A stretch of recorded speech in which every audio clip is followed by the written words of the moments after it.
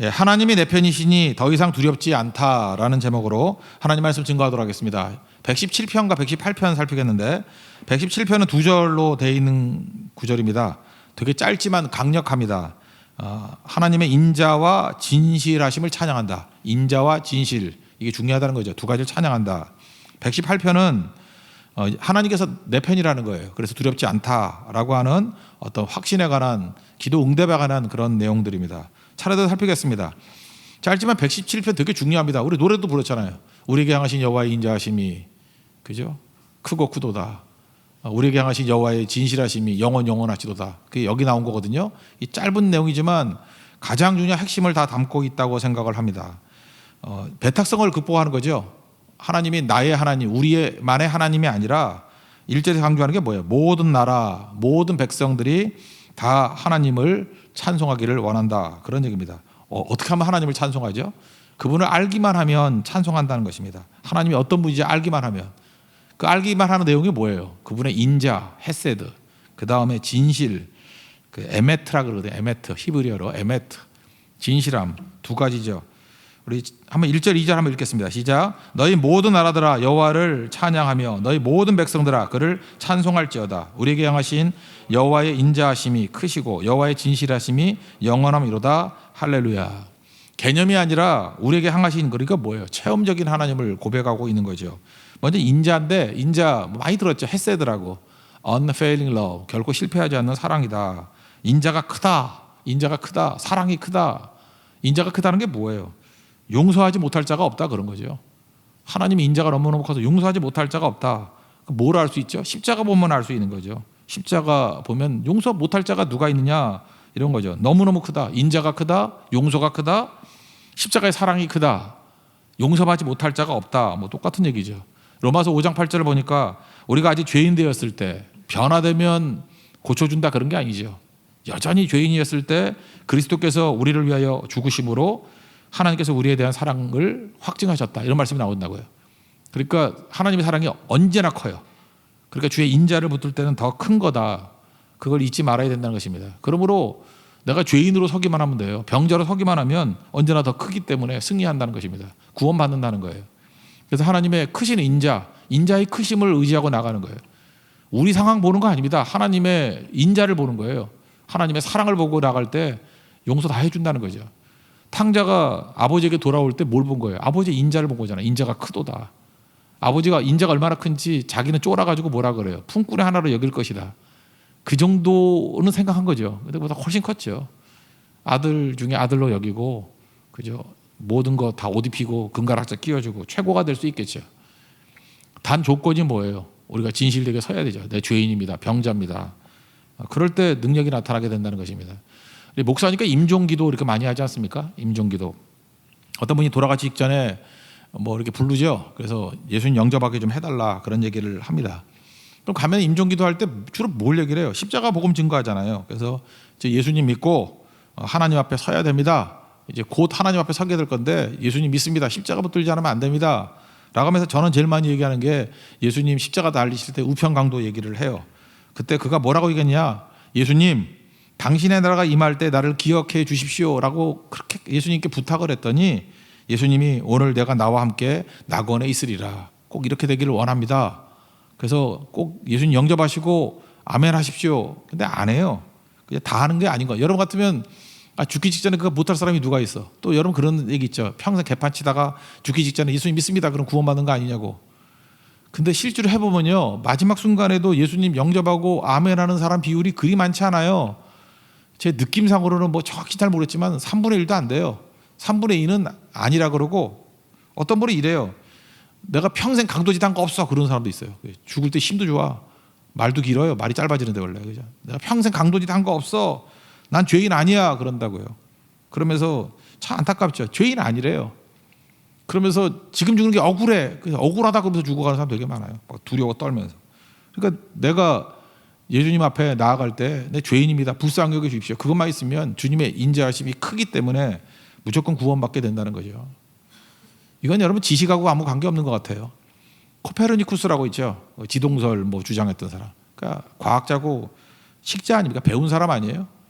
이 사람이 자기가 이제 죽기 직전에 자기 묘비명을 자기가 얘기를 한 거예요. 나 죽으면 묘비명에 이렇게 써달라고. 이게 내 마지막 기도라고.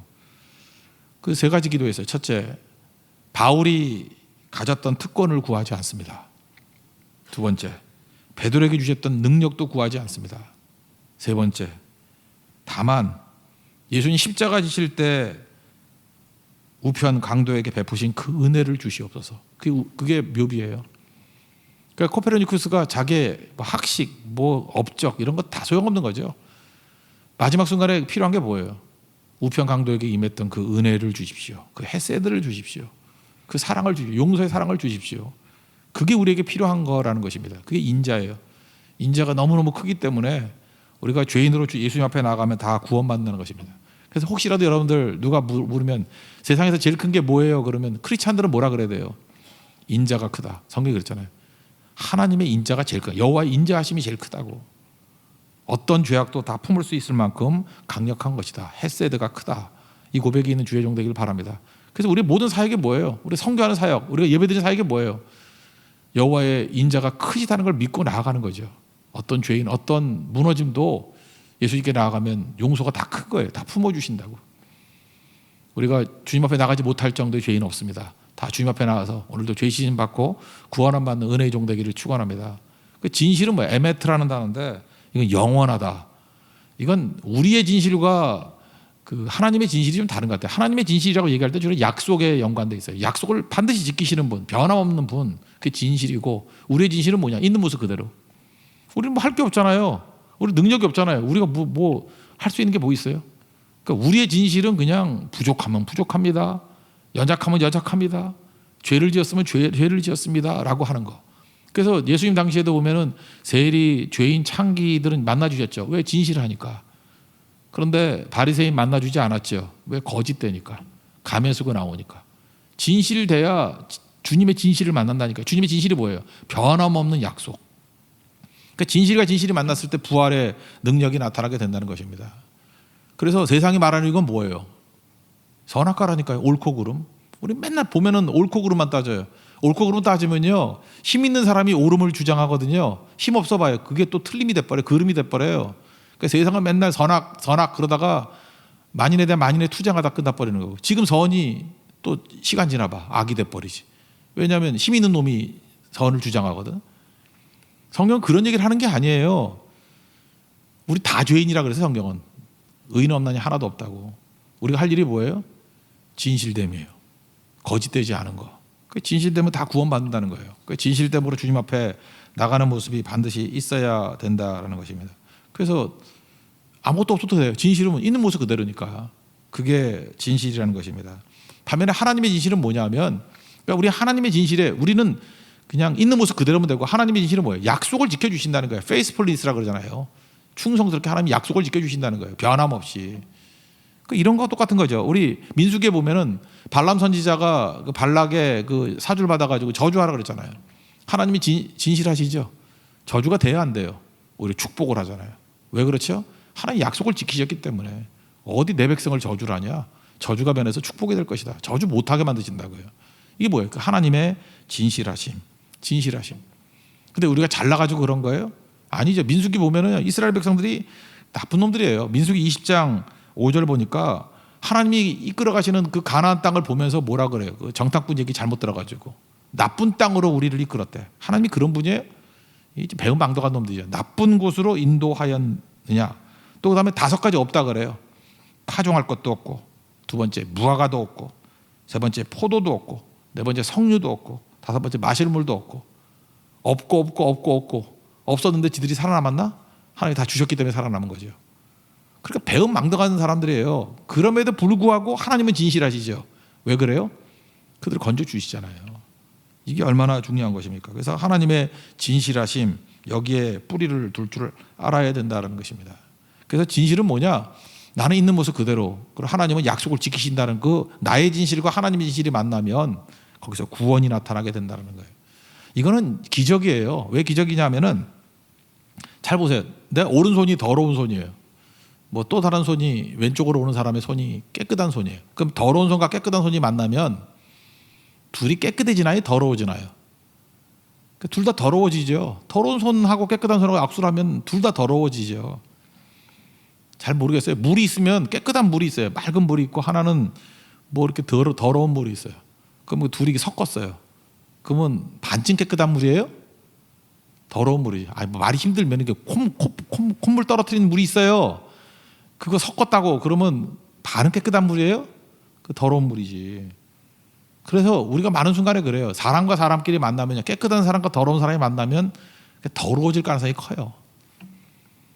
근데 하나님을 만나면요, 이게 기적이라니까요. 하나님은 거룩하시고 깨끗한 분인데 우리의 더러움이 만나면 깨끗해져요.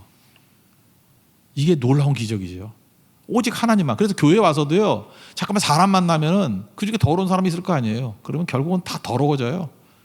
그래서 교회는 사람 보러 오는 거 아니에요. 사람과는 서로를 섬기기 위해서 오는 거지, 사람 보러 오는 게 아니고, 교회가 제대로 된 궤도에 올라가기 위해서는 하나님 만나러 오는 거예요. 그러면 더러운 자들이 깨끗한 하나님을 만나면 깨끗해져요. 그게 기적이죠. 그러니까 주님을 만나면 주님의 인자가 내 안에서 꽃을 피우고, 주님을 만나면 주의 진실하심이 내 안에서 꽃을 피게 된다고. 그게 예배입니다.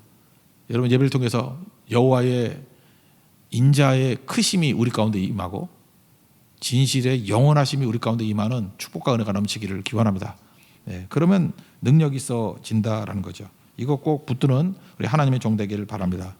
그 다음에 두 번째는 118편인데 하나님이 내 편이니까 두렵지 않다, 뭐 그런 얘기죠. 6절 7절의 핵심이거든요. 하나님이 내 편이니까 두렵지 않습니다. 사람이 어찌 못할 것이고 나를 돕는 자 중에 계실 것이고 뭐 대적에게 보응하신다, 그런 얘기입니다. 6절 7절 한번 읽겠습니다. 시작. 여호와는 내 편이시라 내가 두려워하지 아니하리니 사람이 내게 어찌할까. 여호와께서 내 편이 되사 나를 돕는 자들 중에 계시니 그러므로 나를 미워하는 자들에게 보응하시는 것을 내가 보리로다. 그러니까 여기서 보세요.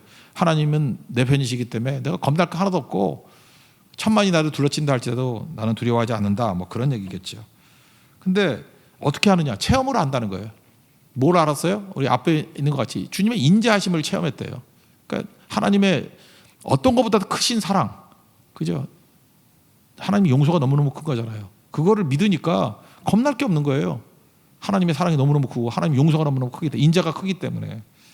그래서 나는 겁날 게 없다. 그게 근거죠. 그래서 근거 한번 읽어볼까요? 1절부터 4절까지. 하나님의 인자가 크다는 거. 1절부터 4절까지 읽겠습니다. 시작. 여호와께 감사하라. 그는 선하시며 그의 인자하심이 영원함이로다. 이제 이스라엘은 말하기를 그의 인자하심이 영원하다 할지로다. 이제 아론의 집은 말하기를 그의 인자하심이 영원하다 할지로다. 이제 여호와를 경외하는 자는 말하기를 그의 인자하심이 영원하다 할지로다. 이걸 근거로 해서 여호와가 나의 편이기 때문에 나는 뭐 두려움이 없다, 그런 얘기입니다. 그러면 하나님께서 내 편이기 때문에 두려움이 없다, 그 근거가 뭐냐? 어떤 일이 벌어지냐? 결과예요. 세 가지로 크게 정리한다 그러면, 첫째, 기도만 하면 응답이 있다라는 거예요. 넓은 곳은 뭐예요? 기도 응답의 장소, 뭐 그런 거죠. 그로 이끌어 주신다. 그러니까 우리가 기도하는 것이 헛된 게 아니라는 거죠. 효과적이다. 결과가 나온다는 거죠. 기도하면 결과가 나온다. 결과니까 뭐예요? 열매가 있다라는 거죠. 우리가 하는 기도가 다 열매가 있습니다. 믿습니까? 기도에 열매가 있어요. 하나님 내 편이시고 기도하면 열매가 있다라는 것입니다. 5절 읽겠습니다. 시작. 내가 고통 중에 여호와께 부르짖었더니 여호와께서 응답하시고 나를 넓은 곳에 세우셨도다. 우리가 기도하면 주님께서 반드시 응답해 주신다는 거예요. 그러니까 우린 뭘 해야 돼요? 여호와가 내 편이니까 하나님께 구해가지고 응답 없는 게 승리의 길이라는 거예요. 그런데 이 세상을 살아가면서 반대의 사람도 있죠. 사람 의지한다는 거예요. 왜냐하면 사람이 하나님보다 커 보일 때가 있다는 거예요. 여러분 그런 거 못 느끼세요? 사람이 하나님보다 더 커 보여요. 하나님이 도우신다 그러면은 애게 그러는데, 뭐 돈 많은 재벌이 내가 돈 좀 줄까 그러면 와 그러고, 그럴 수 있죠. 아니 이렇게 뭐 성도들 왔을 때 뭐 줄까 그랬더니 기도해 줄게 그러면 애게 그러고, 뭐 돈 많아 줄까 그러면 뭐 좋아하고, 그럴 수 있죠. 그 왜? 하나님의 능력이 뭔지를 모르기 때문에 그렇다라는 것입니다. 그래서 사람 신뢰하지 말고 그 힘 있는 고관 신뢰하지 말고 하나님 더 크게 보는 게 중요하다. 그러면 하나님이 더 많이 주신다는 거죠. 8절 9절 읽겠습니다. 시작. 여호와께 피하는 것이 사람을 신뢰하는 것보다 나으며 여호와께 피하는 것이 고관들을 신뢰하는 것보다 낫도다. 여러분 그렇습니까? 훨씬 그렇죠. 신보미 집사님 어저께 전화했어요. 했더니 이제 그 중환자실에서 일반실 내려와서 제가 남편한테 부탁했더니 전화까지 했더라고. 전화하고 기도도 하고 그랬어요. 지난 금요일 날 기도했는데 그 치수가 다 올라가가지고 지금 뭐 정상 치수도 돼버렸대요. 오히려 얼마나 맑아졌고 좋아졌는지. 이 백혈구 치수가 막 엄청 떨어졌었는데 이제는 정상적인 활동을 할 정도로 됐대요. 그게 바로 뭐예요? 사람 의지해가지고 된 거예요? 아니죠. 하나님 의지해가지고 하나님께 기도했더니 하나님이 금, 토, 주일 뭐 주일에 거의 다 이루어졌고, 그죠? 오늘쯤 되니까 이제 결과가 막 나타나기 시작하잖아요. 하나님께서 이렇게 일하고 계신다라는 것입니다. 그러니까 하나님 의지하는 게 훨씬 더 중요한 거겠죠. 저는 그 어린아이들 기도하는 거 보면 되게 중요해요. 지금도 기억나는데 베트남 선교 갔을 때 주영이 그때 6살이었나 뭐 그랬을 거예요. 그때 뭐 저랑 얘기를 하는데 네 소원이 뭐야 그랬더니 그때 거친 주의 십자가 많이 불렀거든요. 거친 주의 십자가 지고 살고 싶어요 그러더라고요. 그리고 그 다음 얘기가 더 재밌어요. 그 다음에 뭐라냐, 목사님 왜 그래 그랬더니 묻지도 않았는데 예수님의 십자가를 생각하면 눈물이 나요. 나는 웃음이 나와서 큰일 났어요. 그게 문제가. 예수님 십자가 생각하면 눈물이 나요. 그 어린아이 그 기도 그런 거죠. 다 들어주시고 그러지 않겠어요? 여러분 기도에는 응답이 있습니다. 아이들의 기도 하나님 특별히 응답해 주신다. 그거 꼭 붙들었으면 좋겠어요.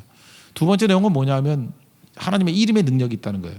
이제는 응답 정도가 아니라 하나님의 이름을 가지고 승리하는 자가 되라는 거예요.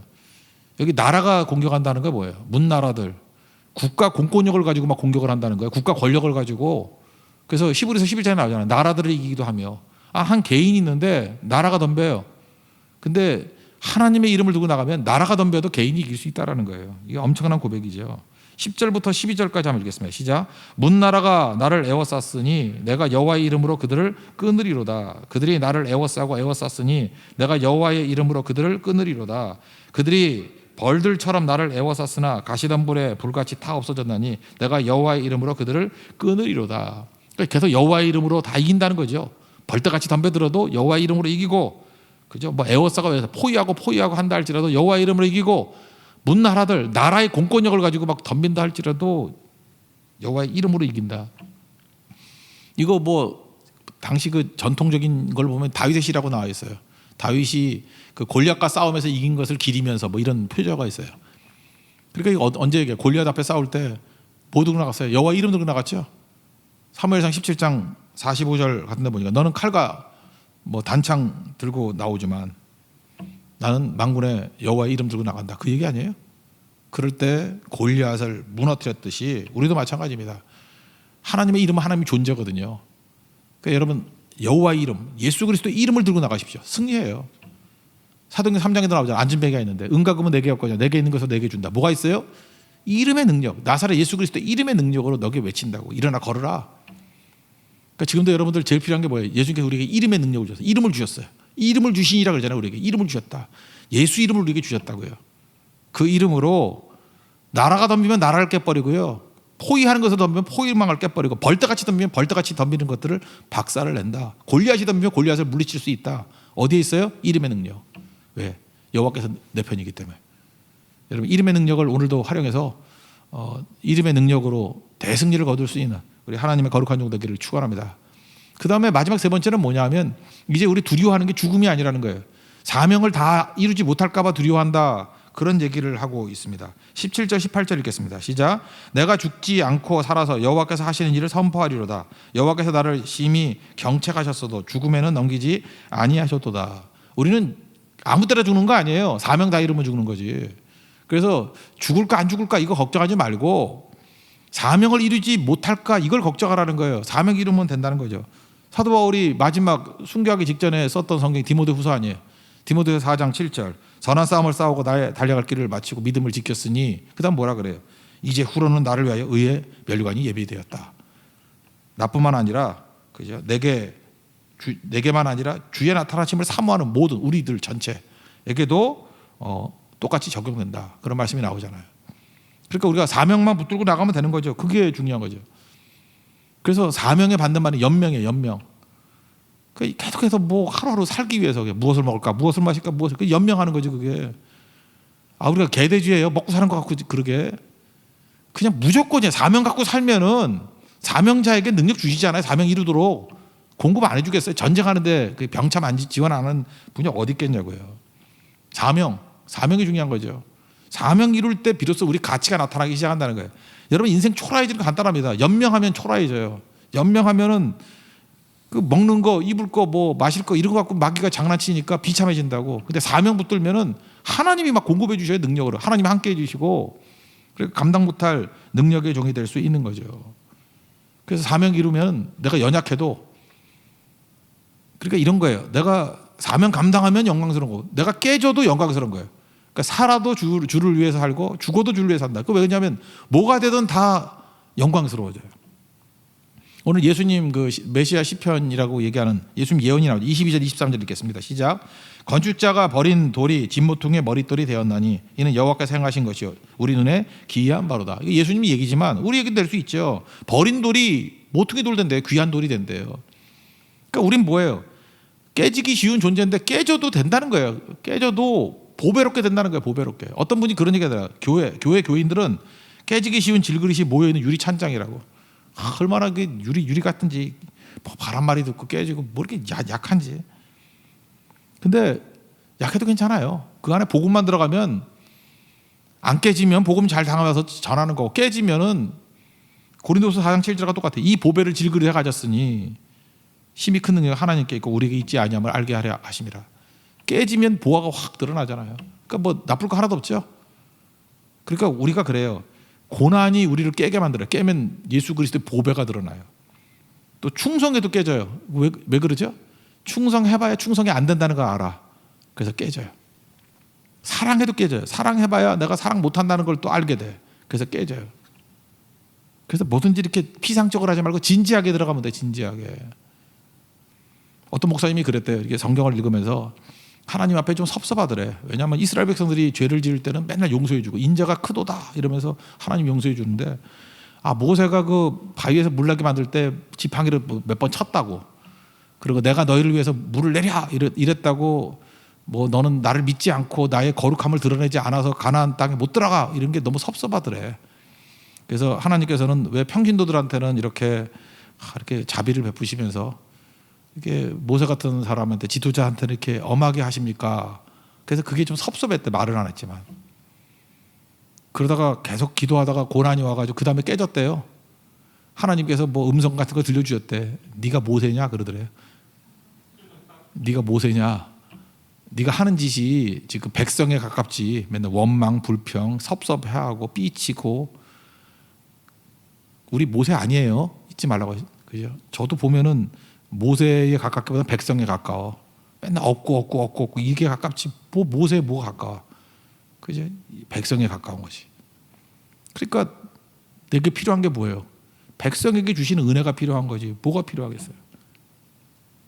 하나님께서는요, 이렇게 있는 모습 그대로 깨끗하게 나가면, 진실되게 나가면 능력으로 만나 주신다는 거예요. 어떤 목사님 얘기가 참 인상적이었어요.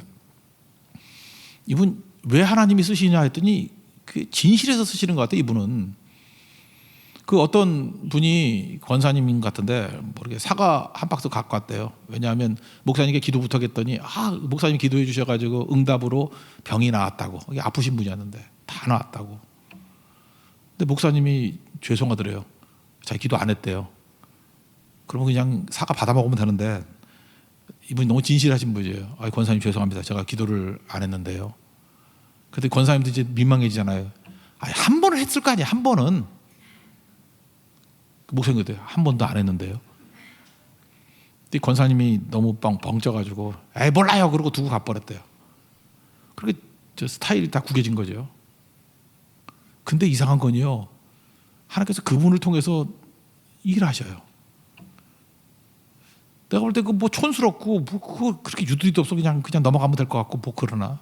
근데 진실하니까 하나님이 그분 쓰시는 거예요. 만나주시고. 제가 볼 때 뭐 기도도 많이 하는 것 같지 않은데 기도의 응답도 있고요. 왜? 진실하니까. 우리도 그런 모습이 있었으면 좋겠어요. 그죠?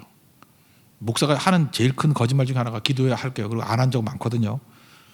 해야죠. 그리고 안 했으면 안 했다 그러는 게 좋은 것 같고. 그러니까 약속 안 하는 게 약속 제일 잘 지키는 거죠. 하나님께서는 진실한 자 만나주세요. 그러면 또 다시 회개하면 되잖아요. 하나님, 내가 이렇게 맨날 뻥치고 거짓말하고 이랬습니다. 자격이 없습니다. 부족합니다. 내가 맨날 모세인 줄 알고 삐쳐가지고 있었는데 내가 원망불평하던 죄인입니다. 그렇게 진실하면 주님께서 만나 주신다니까요. 약속 지키시는 하나님으로. 그래서 저주한다 할지라도 복을 부어주시고, 그리고 어떤 죄악이라 할지라도 인자가 크거든요. 크신 인자를 우리를 품어주신다는 것입니다. 그 하나님 믿고 나아가는 믿음의 종 되기를 원합니다. 그래서 기도에는 응답이 있다. 믿습니까? 구하십시오. 그리고 우리에게 또 이름 주셨잖아요. 이름의 능력. 하나님의 이름의 능력으로 나라들을 멸하고 포위망을 뚫어버리고, 그리고 어떤 도전이 온다 할지라도 벌떼같이 달려드는 대적들을 물리칠 수 있는 종 되십시오. 그리고 죽음에 연연하는 인생이 아니라, 연명의 인생이 아니라 사명의 인생 되십시오. 사명만 붙들고 나가면요, 하나님이 계속 힘 주시고 능력 주신다는 것입니다. 주와 함께 동행하는 믿음의 종 되기를 축원합니다. 자리에서 일어나겠습니다. 기도를 멈추지 마라 찬양하겠습니다.